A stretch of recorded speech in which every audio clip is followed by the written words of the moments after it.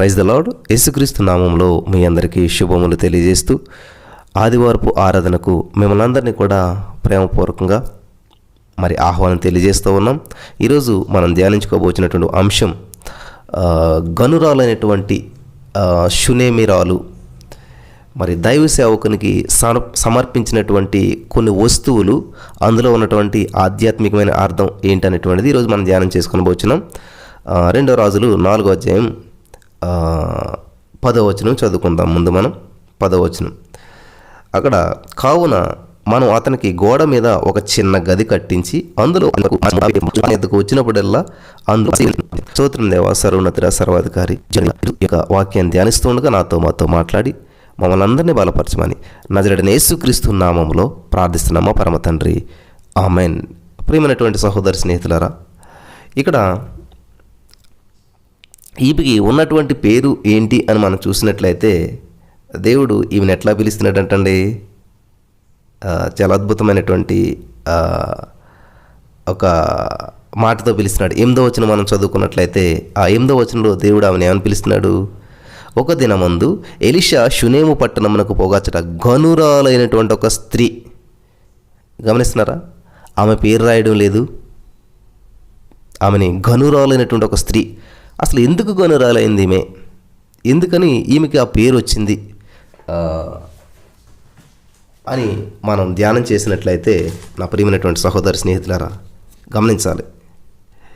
ఇక్కడ షునేమిరాలు, షునేము రాలు అంటే షునేము అనేటువంటిది ఊరు అనమాట. ఆ ఊరికి చెందిన స్త్రీ అంటే ఏంటంటే సమరయ. ఈ ప్రవక్త గారైనటువంటి ఎలీషా మరి చాలా దయ చూపినటువంటి తెలియజేస్తూ ఉన్నాడు. ఆ బిడ్డ ఎండ దెబ్బ తగిలిచాను 8వ అధ్యాయం తెలుస్తుంది అనమాట. తర్వాత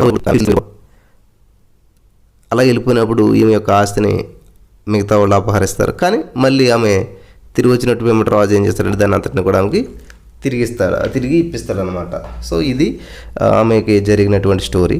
ఇక్కడ గమనించాలి, ఆమె ఎందుకు గనురాలని చెప్పి దేవుడు రాయించాడంటే దైవభక్తి కలిగినటువంటి దైవజనుని చేర్చుకున్నది కనుకనే ఆమె గనురాలైంది.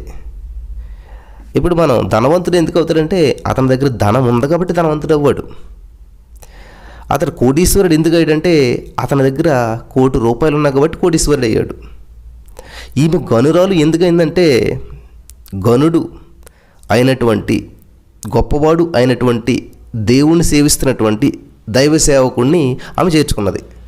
గొప్ప మహోన్నతుడు, మహాగణుడు, సర్వోన్నతుడైనటువంటి దేవాది దేవుడి యొక్క సేవకుడైనటువంటి దైవభక్తి కలిగినటువంటి దైవజనుని చేర్చుకున్నది కాబట్టే ఆమె గనురాలైంది. అర్థమైంది కదండి? చాలా సింపుల్. ఇది ఎలా గనురాలైందని చెప్పి మనకు అందరికీ డౌట్ వస్తుంటుంటుంది. ఆయన ఎలా కోటీశ్వరుడు ఏంటంటే ఆయన దగ్గర కోట్లు ఉన్నాయి కాబట్టి కోటీశ్వరుడు అయ్యాడు. ఆయన దగ్గర మరి ధనం ఉంది కాబట్టి ధనవంతుడు అయ్యాడు. భూమి ఉంది కాబట్టి భూస్వామి అయ్యాడు. అంతే కదండి? ఏమి లేదు కాబట్టి దరిద్రుడు అయ్యాడు. అలాగే ఈమె ఎందుకు గనురాలైందంటే గనుడైనటువంటి మహోన్నతుడైనటువంటి దేవుని సేవించేటువంటి దైవభక్తి కలిగినటువంటి దైవ సేవకుని చేర్చుకుంది కాబట్టి. సరే, ముందుకెళ్ళిపోదాం. ఇంకోటి గమనించాలి, ఈ గనురాలు అని చెప్పి ఆమె పెట్టుకుందా? ఆమె చెప్పుకుంటుందా? లేదు. ఈ ఘనత తనకు తానే వహించుకోనలేదు, కానీ దేవుడే ఆమెను గనురాలని ఎంచాడు. గమనించాలి, ఇక్కడ దేవుడిస్తున్నటువంటి సాక్ష్యం అనమాట ఇది. దేవుడే ఆమెను గనురాలని చెప్పి ఎంచాడు అనమాట. ఇక్కడ ఎలీషా ప్రవక్తకు ఆమె సిద్ధపరిచినటువంటి వస్తువులను బట్టి చాలా అద్భుతమైనటువంటి అంతరార్థం మనకి తెలుసుకోవచ్చు ఇక్కడ. సరే, 10వ వచనంలోకి వెళ్ళిపోదాం. ఇక్కడ 9వ వచనం చూస్తే, కాగా ఆమె తన పెనిమిటిని చూసి మన యొద్దకు వచ్చుచూ పోవుచున్నటువంటి వాడు భక్తి గల దైవజనుడని నేను ఎరుగుదును. కావున మనము అతనికి గోడ మీద ఒక గది, నెంబర్ 1 రాసుకోవాలి మీరంతా కూడా. ఏమంటుందండి? గోడ మీద ఒక గది కట్టించి, నెంబర్ 2 అందులో అతని కొరకు మంచము. అమ్మా చూస్తున్నారు అందరూ కూడాను. నెంబర్ 2 మంచము, నెంబర్ 3 బల్ల, నెంబర్ 4 పీట, నెంబర్ 5 దీపస్తంభము ఉంచుదుము. అంతే. ఈరోజు అవే చెప్పాలనుకుంటా ఉన్నాను. దయచేసి గమనించాలి. గది, మంచము, బల్ల, పీట, దీపస్తంభం.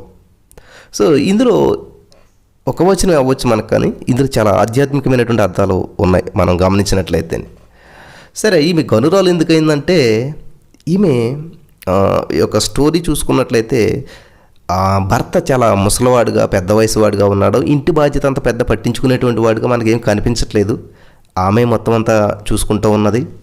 చాలా మరి ఆమె గుణవంతురాలుగా ఉంది, గుణవతి అయినటువంటి స్త్రీగా ఉన్నట్టుంది, బాధ్యతలని సక్రమంగా నిర్వర్తిస్తూ ఉంది, చాలా పద్ధతి అయినటువంటిదిగా ఉంది. కాబట్టి ఆమె ఏం చేస్తుందంటే, దైవజనుడు చాలా భక్తి గలవాడిలాగా ఉన్నాడు కదండి, ముసలోడు కాబట్టి మాట వినాలి అనుకోవట్లేదు. ఆమె భర్తకు లోబడి ఉండాలి, దేవుడు ముందు భర్తను చేశాడు కాబట్టి ఆయన అనుమతి కోరాలని చెప్పి ఆమె ఎంత తెలివైందైనా, ఎంత అలాంటిదైనా, ఏమండి ఇలాగా దైవసేవకుడు చాలా భక్తి గలవాడిలాగా ఉన్నాడు కదండి, చిన్న గది కడదామని పర్మిషన్ అడుగుతూ ఉంది, ప్రాధేయపడుతూ ఉంది.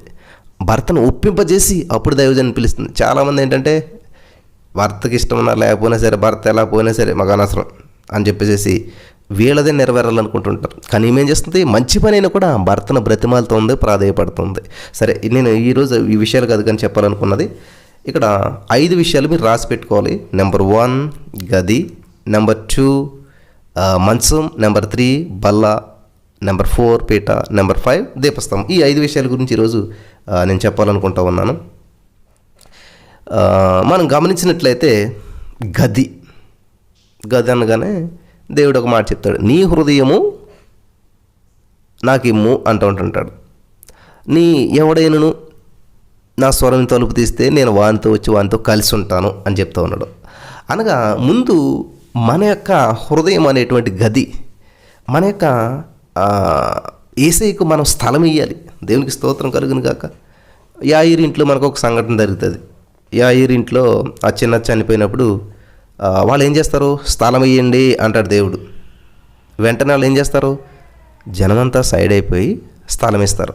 ఆ స్థలం ఇచ్చిన వెంటనే అప్పుడు యేసుప్రభువు ఏం చేస్తారు, ఆ గదిలోనికి వెళ్ళి చచ్చినటువంటి చిన్నది అక్కడ ఉన్నప్పుడు దేవుడు ప్రార్థన చేస్తాడు. ఆ చచ్చిన చిన్నది చటుక్కుని లేచింది. ఎందుకు అలా జరిగింది, దేవునికి వారు స్థలం ఇచ్చారు కాబట్టి. హల్లెలూయా. దేవునికి వారు గది ఇచ్చారు కాబట్టి, దేవునికి ఆ గదిలో స్థానం ఇచ్చారు కాబట్టి, దేవునికి వారు ఆ గదిలో అవకాశం ఇచ్చారు కాబట్టి. హల్లెలూయా. దేవునికి స్తోత్రం కలుగును గాక. ఈ రోజున ఈ మాటలు వింటున్నటువంటి నా ప్రియమైనటువంటి సహోదరి స్నేహితులరా,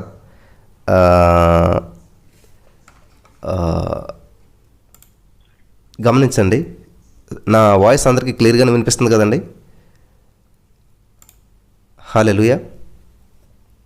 గది మన హృదయానికి సాదృశ్యంగా ఉంది. కాబట్టి యేసుక్రీస్తు ప్రభువారికి మనం ఏం చేయాలంటే స్థలం ఇవ్వాలంటండి, మన హృదయంలో స్థానం ఇవ్వాలంటండి. కాబట్టి మన హృదయాన్ని అంతటిని కూడా, నా కుమారుడా నీ హృదయం నాకు ఇమ్ము అని చెప్పి దేవుడు అడుగుతూ ఉన్నాడు. కాబట్టి యాయిరు కుమారు విషయంలో జరిగినటువంటి విషయం మీకు అందరికీ తెలుసు. చనిపోయింది ఆమె. కానీ ఎప్పుడైతే ఆ గదిలోనికి యేసుక్రీస్తు ప్రభువారు వెళ్ళారు, అంతవరకు గదిలో రోదన, అంతవరకు ఆ గదిలో వేదన, అంతవరకు ఆ గదిలో మరి ఎంతో భయంకరమైనటువంటి స్థితి. కానీ ఎప్పుడైతే అక్కడ యేసుక్రీస్తు ప్రభువారు వెళ్ళారో, మరణంలో నుంచి జీవం వినిపిస్తుంది, మరణంలోంచి జీవం వచ్చింది. అక్కడ ఏడుపులో నుంచి సంతోషం వచ్చింది. హల్లెలూయా. దేవునికి స్తోత్రం కలుగును గాక. వింటున్నారా? ఎప్పుడైతే యేసుక్రీస్తు ప్రభువారికి స్థలం ఇచ్చామో పరిస్థితులు మార్చబడతాయి. అలాగే ఈ యొక్క షునేమిరాలు జీవితం చూసినట్లయితే, అక్కడ ఈ దైవ సేవకుడుకి గది ఇవ్వక ముందు ఆమె గొడ్రాలు, ఈ షునేమిరాలు గది ఇవ్వక ముందు ఆమె మరి పిల్లలు లేనటువంటిదిగా ఉంది. ఎప్పుడైతే గది ఇచ్చిందో, తర్వాత మీరు చదువుకోండి, నేను డీప్గా చెప్పట్లేదు. ఏలియా గారు అవే వెళ్ళి అడుగు, ఆవిడకి ఏం కావాలో. ఎలీషా గారు అడుగుతారన్నమాట. తన శిష్యుని పంపించి ఆవిడకి ఏం కావాలో అడుగు అంటే, అయ్యా ఆవిడకి పిల్లలు లేరు కదంటే, అప్పుడు ఒక పిల్లడు పుడతాడు. మళ్ళీ వాడి అండ దెబ్బకు చనిపోతే మళ్ళీ ఎలీషా గారు వాడిని బతికిస్తారు. ఇది మనకందరికి తెలుసు. అంటే ఇక్కడ యేసుక్రీస్తు ప్రభువారు యాయిరింట్లో వెళ్ళినప్పుడు, యాయిరింట్లో యేసుక్రీస్తు ప్రభువారు స్థలం ఇస్తే సచ్చిన చిన్నది ఎలాగైతే షటుక్కుని లేచి కూర్చుందో, ఇక్కడ ఫలించినటువంటి గర్భం అన్నీ ఉన్నాయి ఆవిడికి, కానీ పిల్లలు లేరు. ఎప్పుడైతే దైవ సేవకుడు తన ఇంట్లో ఉండాలి అని ఆశించిందో, దైవ సేవకుడికి స్థలం ఇచ్చిందో, ఆమె గుడ్రాలితనమంతా కూడా పోయి ఫలించేటువంటిదిగా మార్చబడింది. సరే, ముందుకెళ్దాం మనం. రెండవదిగా మనం చూసినట్లయితే మంచం. రెండవది ఏంటంటే మంచం. అతని కొరకు గోడ మీద ఒక చిన్న గది కట్టించి, ఆ చిన్న కింద సెల్లార్లు కట్టిందాం, మూలన కట్టిందాం, పక్కన కట్టిందాం అని అనలేదు ఆవిడ. మీద పైన, హల్లెలూయా, ఉన్నతమైనటువంటి స్థితిలో, మంచి ప్లేస్లో, మనకంటే పైన పెడదాం, మనం కింద ఉందాం. అర్థమవుతుంది ఇక్కడ? గోడ మీద కడదాం మనం, అంతేగాని కిందో పక్కనో లేకపోతే ఎక్కడో చిన్న చిన్న రూమ్ అట్లా అంటలేదు. ప్రత్యేకంగా గోడ మీద ఉన్నతమైనటువంటి స్థానంలోనే మనం ఆయనకి చేద్దామని చెప్పంటే భర్త ఒప్పుకున్నాడు, ఓకే అని అన్నాడు. మంచిగా గదిని నిర్మించారు. గదిని నిర్మిస్తారు చాలామంది, దేవునికి గది ఇస్తారు, దేవునికి హృదయం ఇస్తారు, కానీ హృదయంలో సరైనటువంటి ఆ యొక్క వస్తువులు ఏర్పాటు చేయరు.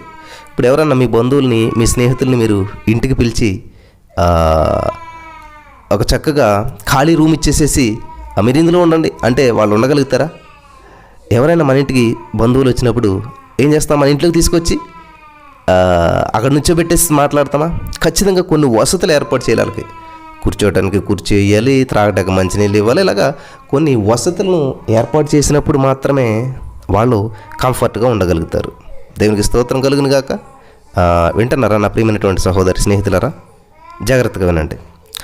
ఇక్కడ ఆమె గది ఇచ్చింది. ప్రైజ్ గాడ్, వందనం, యేసునామానికి మహిమ. చాలామంది ఇంతవరకు చేస్తూ ఉంటుంటారు, దేవా నా హృదయం అంతా నీకే సమర్పిస్తున్నాను, నా జీవితం అంతా నీకే సమర్పిస్తూ ఉన్నాను. అక్కడితో అయిపోయిందా? లేదు, కొన్ని వస్తువులను ఏర్పాటు చేయాలన్నమాట. ఇక్కడ చాలా ప్రాముఖ్యమైనటువంటి విషయం మనం గమనిస్తూ ఉన్నాం. గోడ మీద ఒక చిన్న గది కట్టించి అందులో అతని కొరకు, ఎవరి కొరకు అంటండి? దైవ సేవకుని కొరకు మంచము. దేవునికి స్తోత్రం. నెంబర్ 1 మంచం. ఇక్కడ మంచం దేనికి సాదృశ్యంగా ఉంది? ఆ మంచం అనగా అసలు ఏంటి? మంచం మీద ఎప్పుడు పడుకుంటాం మనం? మంచిగా రిలాక్స్ అవ్వటానికి, రెస్ట్ తీసుకోవటానికి, విశ్రాంతి తీసుకోవటానికి మనం పడుకుంటూ ఉంటాం. ఈ మంచం అనేటువంటిది కొంతమంది కొంచెం సహవాసానికి సాదృశ్యం అని చెప్తారు. యాక్చువల్గా మంచం దేనికి సాదృశ్యం అంటే రెస్ట్. గమనించాలి. రెస్ట్ ఎప్పుడు వస్తుందంటే, ఇక్కడ దేవుడు అనగా దైవికమైనటువంటి దేవుని సేవకుడు ఎప్పుడైతే వచ్చి అక్కడ రెస్ట్ తీసుకుంటాడో, దేవుని యొక్క మరి దేవుని నామను మనం మహింపరిస్తే మొదట మీరు ఆయన యొద్దకు రండి, అప్పుడు ఆయన మీ యొద్దకు వస్తాడు. అర్థమవుతుంది కదండి? దైవ సేవకునికి ఆ రెస్ట్ కావాలని ఆలోచించింది కాబట్టి ఇక్కడ దేవుడు మాట చెప్తాడు. మత్తయి సువార్త 11:28-29 మీరు చదువుకుంటే, ప్రయాసపడి భారం మోసుకుని సమస్త జనులారా నా యొద్దకు రండి, నేను మీకు విశ్రాంతిని ఇస్తాను. హల్లెలూయా. ఇక్కడ మంచం దేనికి సాదృశ్యంగా ఉందంటే విశ్రాంతికి గుర్తుగా ఉంది. హల్లెలూయా. దేవునికి స్తోత్రం కలుగును గాక. మంచము దేనికి సాదృశ్యంగా ఉందంటే విశ్రాంతి. ఇక్కడ మంచం ఏర్పాటు చేసిందనమంటే దైవ సేవకుడు అలసిపోయి ఉంటాడు, కొంచెం రెస్ట్ తీసుకుంటాడు, కొంచెం విశ్రమిస్తాడు చక్కగా అని చెప్పి. ఎటువంటి మంచం ఇచ్చిందంటండి? ఆయన పెద్ద లావుగా ఉంటే చిన్న మంచం, సన్నన మంచం ఇవ్వలేదు. కంఫర్ట్గా ఉండేటువంటిది, ఆయనకు అనుకూలంగా ఉండేటువంటిది, ఆయనకి ఇబ్బంది లేనటువంటిది, చాలా బెస్ట్ ఏదైతే ఉందో అది ఆమె అక్కడ ఇచ్చినట్టుగా మనం చూస్తూ ఉన్నాం. మంచం మరి విశ్రాంతికి సాదృశ్యంగా ఉంది. దేవునికి స్తోత్రం కలుగును గాక. యెషయా గ్రంథంలో ఒక మాట ఉన్నది, మనం చూద్దాం. యెషయా గ్రంథం 57:20 మనం చూసినట్లయితే, యెషయా గ్రంథం 57:20 భక్తిహీనుల కదలుచున్నటువంటి సముద్రం వంటి వారు అది నిమ్మలింపనేరదు, దాని జలమును బురదను మైలును పైకి వేయును. దుష్టులు నెమ్మది లేక ఉండదని, దుష్టులకు నెమ్మది ఉండదని నా దేవుడు సెలవిచ్చుచున్నాడు. కాబట్టి ఇక్కడ ఎవరైతే శాంతి సమాధానం మనకి ఎప్పుడు వస్తుందటండి? విశ్రాంతి మనకి ఎక్కడ దొరుకుతుందంటండి?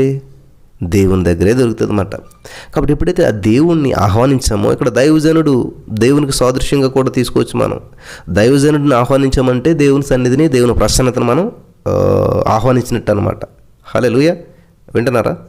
నా ప్రియమైనటువంటి సహోదరి స్నేహితులారా, జాగ్రత్తగా ఉండండి. 1 యోహాను 3:2 మనం చూసినట్లయితే, ప్రియులారా, ఇప్పుడు మనం దేవుని పిల్లలమై ఉన్నాము, మనమిక ఏమవుదుమో అది ఇంకా ప్రత్యక్షపరచబడలేదు, కానీ ఆయన ప్రత్యక్షమైనప్పుడు ఆయన ఉన్నట్లుగానే ఆయనను చూతుము గనుక ఆయనను పోలియుందుమని చెప్పి ఎరుగుదుము. ఇక్కడ సర్వం ఆయనే కాబట్టి ఆయనకి ఎప్పుడైతే మనం అనుకూలంగా స్పందించామో, మన ప్రయాస అంతా కూడా దేవుని దగ్గర పాదాల దగ్గర పెట్టాము, అప్పుడు మనకు విశ్రాంతి లభిస్తుంది. ఇక్కడ దైవ సేవకుడికి విశ్రాంతి కొరకు ఆమె ఆలోచించింది. ఈమె పరుగులు తీస్తూ ఉంది, విశ్రాంతి లేదు. అవమానాలు, పిల్లలు లేరు, ఇంత ఉంది, ఎవరికి ఏం సంపాదించి ఏంటి అని చెప్పి ఎన్నో అవమానాలు భరిస్తూ ఉంది. ఇక్కడ నేను గమనించినటువంటి విషయం ఏంటంటే, దైవజనుడికి ఏం అవసరం ఈమె గుర్తిస్తుంది, కానీ ఈమెకి ఏం అవసరం దైవజనుడితో చెప్పట్లేదు. దైవజనుడికి ఏదైనా అవసరం ఉందా, దైవజనుడికి మనం ఏం ఏర్పాటు చేయాలి, దైవజనుడికి ఒక గదిని ఏర్పాటు చేయాలి, అందులో ఒక మంచం ఏర్పాటు చేయాలి, అందులో ఒక బల్ల ఏర్పాటు చేయాలి, అందులో ఒక పీట ఏర్పాటు చేయాలి, అందులో ఒక దీపస్తంభం ఏర్పాటు చేయాలి, ఇట్లాగా ఆలోచన చేసింది. కానీ ఫాస్ట్ గారిని పిలిపించుకోవాలి, మనకి పిల్లలు లేరు, పిల్లల కోసం ప్రార్థన చేయించుకోవాలి, మనకి ఈ సమస్య ఉంది, మనం ఇది పొందుకోవాలి, పాస్టర్ గారి నుంచి మనం ఏదో పొందుకోవాలి, దైవ సేవకుడి నుంచి అని నీవు ఆలోచించట్లేదు. దైవ సేవకుడికి నేనేమన్నా చేయాలి, అసలు దైవ సేవకుడి దగ్గరికి వెళ్ళిమా అంటది. దైవ సేవకుడా నువ్వు వస్తేగా నేను వెళ్ళను, మొండు పట్టు కూర్చున్నది అంటాడు ఆవిడ. నువ్వేమైనా సరే రావాలి అని అడిగినటువంటిదిగా మనకు కనిపిస్తుంది. హల్లెలూయా. లేదు వస్తాడు మా శిష్యులతో, లేదు నువ్వు రావాల్సిందే అని చెప్తుంది అనమాట. హల్లెలూయా. మంచం విశ్రాంతికి సాదృశ్యంగా ఉంది. అలాగే తర్వాత బల్ల అనగానే మనకి ఏం గుర్తొస్తుంది? ప్రభురాత్రి బల్ల అంటుంటాం కదా మనం. గమనించారు ప్రియరా? బల్ల అంటే ఒక సహవాసం. గమనించాలి. మనం మెఫీబోషెతు గురించి ధ్యానించుకుంటూ వచ్చిన్నాం. ఆ బల్ల సహవాసం. ఎప్పుడైతే ఆ సహవాసంలోనికి వచ్చామో మన యొక్క ఆత్మీయమైన అంగవైకల్యం మరి పోతుంది. ఆ మెఫీబోషెతు ఎక్కడో లోదుబారులో, ఆ యొక్క స్లమ్లో, పంట పండనటువంటి ప్రదేశాల్లో, బహు పేదరికంలో, శపించబడినటువంటి ప్రదేశంలో జీవిస్తూ ఉన్నాడు. ఎప్పుడైతే దావీదు బల్ల యొద్దకు పిలిచాడో, దావీదు దగ్గరకు వచ్చి ఆ బల్లతో కలిసి మరి ఆ బల్ల మీద ఆ బల్ల దగ్గరకు వచ్చి సహవాసంలో పాలు పంచుకున్నాడు, దావీదు రాజు యొక్క సహవాసంతో పాలు పంచుకున్నాడు, మెఫీబోషెతు యొక్క అంగవైకల్యం అనేటువంటిది కప్పివేయబడటం మనం చూస్తూ ఉన్నాం. దేవునికి స్తోత్రం. కాబట్టి ఎప్పుడైతే సహవాసం ఉండాలన్నమాట, ఏదో ఒంటి రామచిలకలాగాను ఒక్కడే ఉండిపోకూడదు. చాలామంది అలాగే ఉంటారన్నమాట. నేను చాలు, నా భక్తి నేను చేసుకుంటాను, నా ప్రార్థన నేను చేసుకుంటాను. బల్ల అంటే దేవుని ప్రజలతో సహవాసం. నా ప్రియమైనటువంటి సహోదరి స్నేహితులారా, ఆత్మీయులతో సహవాసం చేసి బలపడాలి. చాలామందికి ఇది ఇష్టం ఉండదు. నేను ఎవరితో సహవాసం చేయనండి అని చెప్పి అంటుంటారు. అమ్మా అట్లా కాకుండా ఆధ్యాత్మికమైనటువంటి సహవాసం ఉంటే మనలో ఉన్న అంగవైకల్యం అంతా కూడా కప్పివేయబడుతుంది. హల్లెలూయా. దేవునికి స్తోత్రం కలుగును గాక. వింటున్నారా? సరే, నేను త్వరగానే ముగిస్తాను. నెక్స్ట్ పీట. ఈ పీట అనేటువంటిది ఏంటంటే చాలా అద్భుతమైనటువంటి అంతరార్థం దాగి ఉన్నది ఇందులో.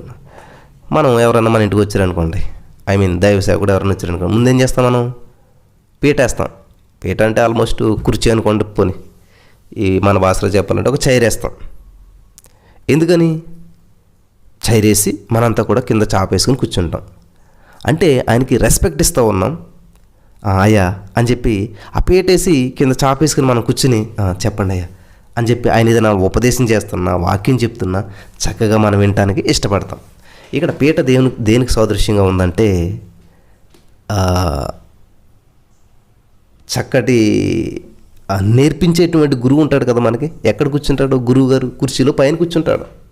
అంటే పీట ఉపదేశం పొందడానికి సాదృశ్యంగా ఉంది. పీట అనేటువంటిది దేవుని నుంచి ఏదో మనం పొందుకోవడానికి సాదృశ్యంగా ఉన్నది.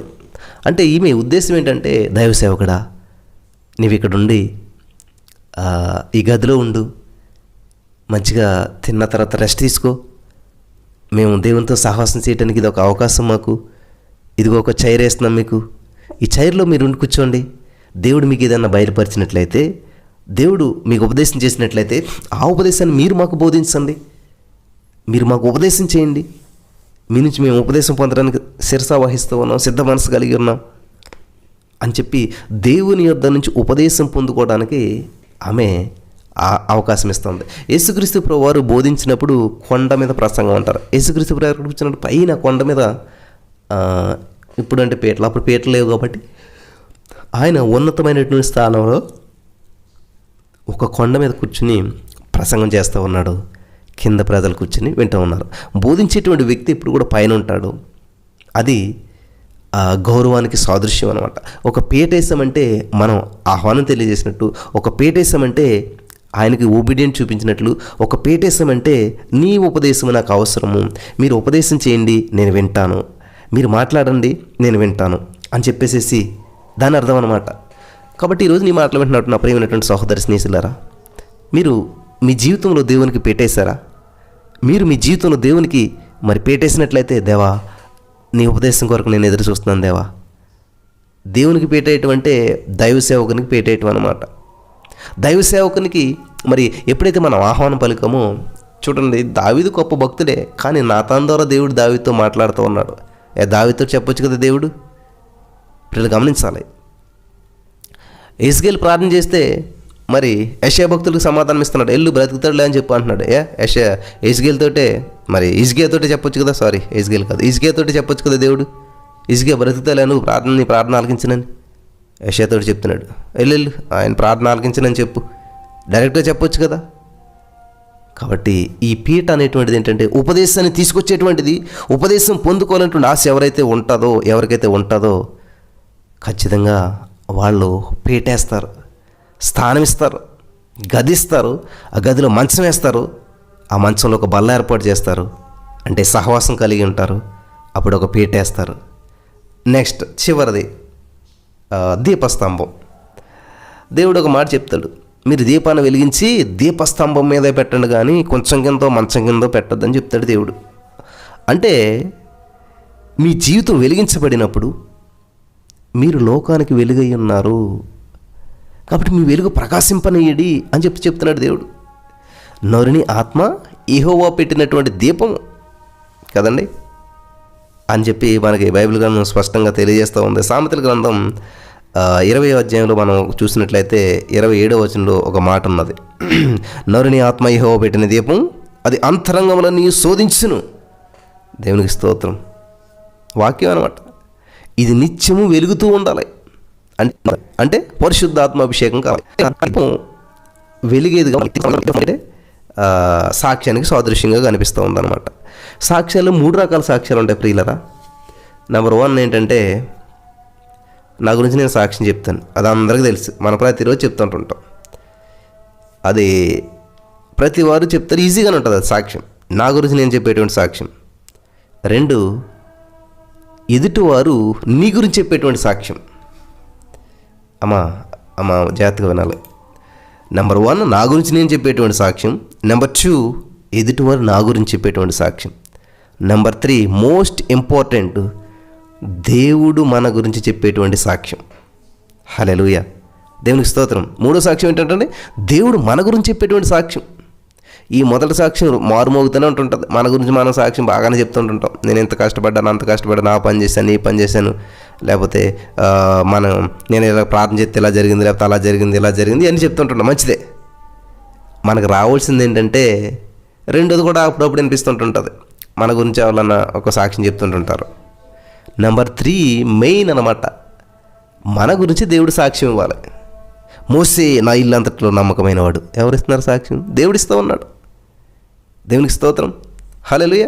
దావీదు నా హృదయానుసారుడైన మనుషుడు, ఎవరిస్తున్నారు సాక్ష్యం? దేవుడిస్తూ ఉన్నాడు. దేవునికి స్తోత్రం కలుగును గాక. హల్లెలూయా. ఇలాగా అబ్రహాము నా స్నేహితుడు, ఎవరిస్తున్నారు ఈ సాక్ష్యం? దేవుడిస్తూ ఉన్నాడు. గమనించాలి నా ప్రియమైనటువంటి సహోదరి స్నేహితులారా, ఇక్కడ చాలా అద్భుతమైనటువంటి విషయాలు మన బైబిల్ గ్రంథంలో కనిపిస్తూ ఉంటుంటాయి. కాబట్టి ఈ సాక్ష్యం అనేటువంటిది ఎలా ఉన్నది? ప్రకాశిస్తూ ఉందా? దీపస్తంభం మీద ఉన్నదా? కొంచెం కింద ఉందా? మంచం కింద ఉందా అని చెప్పి మనం పరిశీలన చేసుకోవాలి. కాబట్టి ఈరోజు నేను ఈ వాక్యాన్ని ధ్యానించడానికి కారణం ఏంటంటే, సడన్గా అనుకోనటువంటి రీతిలో మరి దీనికి ఇంకా సరైనటువంటి ప్రిపరేషన్ కూడా చేయలేకపోయాను. నేను తమ్నైల్ అది పెడుతుంది అంతాను. అయినప్పటికీ దేవుడి మహాకృపను బట్టి ఈ విధంగా కొన్ని విషయాలు మీ ముందుకు తీసుకురావడానికి పరిశుద్ధాత్మ దేవుడు సహాయం చేసి ఉన్నాడు. ఇక్కడ ఈరోజు మనం ఈ పాఠం ద్వారా నేర్చుకోవాల్సినటువంటి విషయాలు ఏంటంటే, అందరూ కూడా 2వ రాజులు గ్రంథంలో ఉన్నటువంటి 4వ అధ్యాయం లో ఆ 10వ వచనంలో మాట చాలా ఇంపార్టెంట్ మాట అన్నమాట. ఏంటంటే ఆమె అతనికి గోడ మీద ఒక చిన్న గది కట్టించి అందులో అతని కొరకు మంచము, బల్ల, పీట, దీపస్తంభం ఉంచుదుము. అతడు మన యొద్దకు వచ్చినప్పుడెల్లా అందులో బస చేయవచ్చును అని చెప్తూ ఉంది. ఒక ఆధ్యాత్మికమైనటువంటి ఆలోచన కలిగినటువంటిదిగా ఈ స్త్రీ కనిపిస్తూ ఉంది. మరి దైవ సేవకుని గౌరవించేటువంటిదిగా, గణపరిచేటువంటిదిగా, చాలా ఉన్నతమైనటువంటి స్థానం పైన ఎక్కడంటే గోడ మీద ఉన్నత స్థానంలో ఉన్నతమైనటువంటి విలువనిచ్చేటువంటి స్త్రీగా ఈ స్త్రీ ఉన్నది ఇక్కడ. కాబట్టి ఈరోజున ఈ వాక్యం విన్నటువంటి నా ప్రియమైనటువంటి సహోదరి స్నేహితులరా, గనురాలైనటువంటి సునేమిరాలు, ఇక్కడ ఎక్కడ కూడా ఆమె పేరు లేదు. ఆమె చేసిన పనులు బట్టి ఆమె గౌనులు ఎద్దాము కొనియాడబడును. గుణవతైన స్త్రీ గురించి సామెతల గ్రంథంలో ఉంటుంది మనకి. ఇక్కడ ఆమె పనులను బట్టి, ఆమె చేసిన కార్యాలు బట్టి ఆమె గనురాలుగా ఎంచబడింది. ఎందుకంటే ఆమె ఏం చేసింది? గనుడైనటువంటి దైవ సేవకుడిని ఇంటికి చేర్చుకుంది, ఆహ్వానం పలికింది కాబట్టి ఆమె గనురాలైంది. ఆమె షునేమి పట్టణంలో జీవిస్తుంది కాబట్టి సునేమిరాలైంది. హల్లెలూయా. అంతేగాని ఆమె పేరు కానీ, ఆమె భర్త పేరు కానీ ఇక్కడ ఏమీ పేర్లు కనిపించట్లేదు మనకి. కేవలం గనురాలైనటువంటి సునేమిరాలు అనే ఉంటుంది తప్ప ఇంకా ఆమె ఒరిజినల్ నేమ్ ఏంటి అన్నట్టున్నది ఇక్కడ బైబిల్ గ్రంథంలో కూడా రాయబడలేదు. ఎందుకు అలాగైందంటే ఇది కారణం ఇది. నెక్స్ట్ ఆమె ఇక్కడ ఇచ్చినటువంటి వస్తువులు మనం చూసినట్లయితే 5 కనిపిస్తూ ఉన్నాయి. నెంబర్ 1 గది, నెంబర్ 2 మంచం, బల్ల, పీట, దీపస్తంభం. సో ఈ రోజున మనం కూడా పరిశీలన చేసుకుందాం. మనం దేవునికి స్థానం ఇస్తూ ఉన్నామా? గదిని ఇస్తూ ఉన్నామా? మంచం ఇస్తూ ఉన్నామా? బల్ల ఇస్తూ ఉన్నామా? పీట ఇస్తూ ఉన్నామా? ఇక్కడ గది మనం దేనికి సాదృశ్యం అంటే మన హృదయం అనేటువంటి దేవాలయం. మరి గదిని దేవునికి సమర్పించుకోవాలి. మంచం విశ్రాంతి ఎప్పుడు వస్తుందంటే దేవుని దగ్గరికి వెళ్ళినప్పుడే, దేవుని మనం ఆహ్వానించినప్పుడే విశ్రాంతి వస్తుంది. కాబట్టి ఈరోజు విశ్రాంతి ఉన్నదా? లేనట్లయితే యేసుక్రీస్తు ప్రభువారిని మీ హృదయాల్లోనికి ఆహ్వానించండి. ఆయనకి గది ఇవ్వండి, ఆయనకి స్థానం ఇవ్వండి. ఆయనకి మంచం అనగా పరిశుద్ధాత్మ దేవుడు నీలో నివాసం చేస్తూ ఉంటుంటాడు. పరిశుద్ధాత్మ దేవుడిని దుఃఖపరచొద్దు. ఆయనకి కంఫర్ట్ ఇవ్వండి. ఆయనకి మరి నీలో నివసించడానికి అనుకూలతను ఏర్పాటు చేయండి. నెంబర్ 3 బల్ల అనగా మరి సహవాసం. మరి మేపీబోషెతు ఎలాగైతే ఆ బల్ల కిందకు వచ్చాడో తన అంగవైకల్యం కప్పివేయబడింది. ప్రతి వారితోటి ఆధ్యాత్మికమైనటువంటి వ్యక్తులతోటి సహవాసం చేయండి. నెంబర్ 4 పీట అనగా దేవా నువ్వు నాతో మాట్లాడు అని చెప్పి మీ ఇంట్లోనే ఒక కుర్చీ వేసుకొని ఆ కుర్చీలో దేవుని కూర్చోమని చెప్పి మీరు మాట్లాడండి. దేవా నా జీవితానికి నువ్వే నాయకుడు, ఉపదేశించు, నాకు బోధించు, నీ నోరు బాగుగా తెరువు, నేను నింపుదని అంటున్నాడు. మరి ఎప్పుడైతే మనం ఆ పీటేసి మన నోరు తెరిచి ప్రార్థన చేస్తామో దేవుడు నింపుతాడంటండి. చివరిగా దీపస్తంభం వెరీ ఇంపార్టెంట్. ఇవన్నీ పొందుకున్నటువంటి నీవు, దేవునికి హృదయం ఇచ్చినటువంటి నీవు, మరి దేవుడికి బల్ల అనగా సహవాసంలో పాలు పంచుకుంటున్నటువంటి నీవు ఆయనకి పీటేసి ఉపదేశం పొందినప్పుడు ఖచ్చితంగా ఆ విన్నటువంటి సువార్తను నువ్వు ప్రకటించాలి. నీవు అనేక మందికి సాక్షిగా నువ్వు ఉండాలా. సమరయ స్త్రీ ఏం చేస్తుందంటే సాక్ష్యం చెప్తూ ఉంది. రండి జనులారా, నేను చేసినవన్నీ నాతో చెప్పినవన్నీ చూశానండి అని చెప్పి ఈమె సాక్ష్యం అనేక మందికి చెప్తుంది. అనేక మంది వచ్చి ఈమె గురించి చెప్తున్నారు. అసలు ఈమె ఎలాంటిదండి? ఎంత భయంకరమైన స్త్రీ అండి, కానీ ఎలా మారిపోయింది? ఈమెలో చాలా మార్పును చూస్తున్నామండి. హల్లెలూయా, దేవునికి స్తోత్రం. నెంబర్ 1 ఏం చేస్తుంది? ఫస్ట్ ఆమె సాక్ష్యాన్ని ఇతరులకు చెప్పింది. ఇతరులు వచ్చి ఈమె గురించి సాక్ష్యం చెప్పారు. అప్పుడు యేసుక్రీస్తు ప్రభువారు ఈమె గురించి సాక్ష్యం ఇస్తూ ఉన్నాడు. ఈమె వ్యభిచారి కాదు, ఇప్పుడు ఈమె మరి అటువంటి స్త్రీ కాదు. ఇప్పుడు ఈమె ఒక స్వార్థికురాలు. ఈమె ఇప్పుడు దేవుని చేత అభిషేకించబడినటువంటి వారు. ఈమె హృదయంలోంచి జీవజల నదులు ప్రవహిస్తాయి. ఇప్పుడు ఈమె జీవాత్మ అయింది, ఈమె జీవం కలిగినటువంటి వ్యక్తిగా మారింది అని చెప్పి అక్కడ చూస్తూ ఉన్నాం. కాబట్టి ఈ రోజున దేవుడు నీకు చేసిన అద్భుతాన్ని, ఆశ్చర్యాన్ని, విన్నటువంటి వాక్యాన్ని ఎప్పుడైతే నువ్వు సాక్షిగా చెప్తావో అది విన్నటువంటి అనేక మంది నీ గురించి సాక్ష్యం చెప్తారు. వీటన్నిటిని బట్టి దేవుడు అప్పుడు నీ గురించి ఒక అద్భుతమైన సాక్ష్యాన్ని ఇస్తాడు. ఈ విధంగా 3 సాక్ష్యాలు ఉంటాయి ప్రతి వారి జీవితంలో. నెంబర్ 1 మన గురించి మనం చెప్పుకునేది, మన గురించి ఎదుటోళ్ళు చెప్పేది. ఫైనల్ దేవుడు మన గురించి చెప్పేటువంటి సాక్ష్యం ఎలా ఉన్నదనేది ఒకసారి గమనించుకోవాలి ప్రతి వారు కూడాను. సరే, మరి ఈ వాక్యం ద్వారా బలపడినారని చెప్పి నేను నమ్ముచున్నాను. దేవునికి మహిమ కలుగును గాక. మరి మనం కూడా ఇటువంటి చక్కటి షునేమీరాల్లాగా మంచి నిర్ణయం తీసుకుని దేవునికి హృదయాన్ని ఇచ్చి అందులో వస్తువులను సమకూర్చడానికి దేవుడు కృప చూపించి నడిపించిన గాక. ఆమేన్. స్తోత్రం దేవా, సర్వోన్నతుడా, ఈరోజు ఈ యొక్క వాక్యం ద్వారా అనేక విషయాలు మాకు తెలియజేసావు.